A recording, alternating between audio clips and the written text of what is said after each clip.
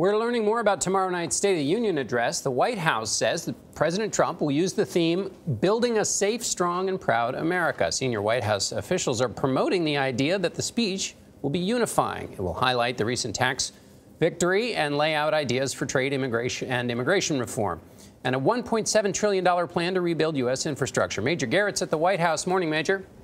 Good morning. President Trump's speech will, among other things, focus on immigration, stock market records, low unemployment, and tax cut-induced bonus checks. It will come against the backdrop of historically low approval ratings. Then there's the Russia investigation and steps Mr. Trump took last June to sideline it. But first, President Trump, in his own words, on what it's like to tweet at sunrise.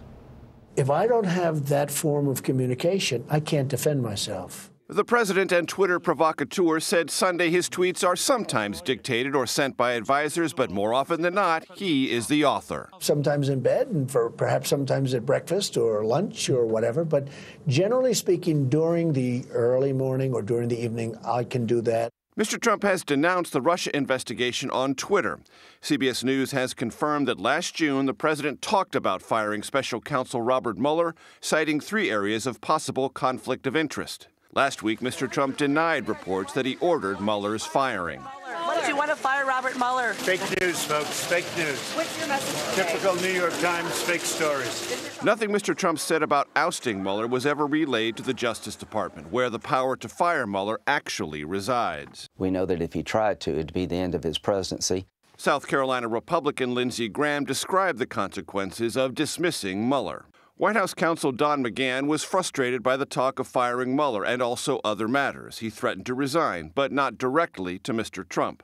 Top advisors urged the president to leave Mueller alone. McGahn remains White House counsel, and Mueller is still special counsel. Don McGahn, if the story is true in the New York Times, did the right thing, and the good news is the president listened.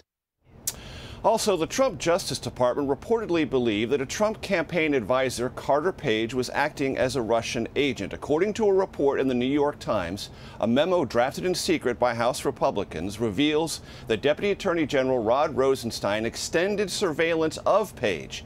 That memo, which has yet to be released publicly, also alleges that warrant was originally put together based on research financed by Democrats. John? All right, Major, thank you. CBS News will bring you the State of the Union address tomorrow night at 9 Eastern, 8 Central, here on CBS. Norah, Gayle, and I will lead our coverage from New York, while Jeff Glor anchors from Washington. Our entire political team will provide reporting and analysis.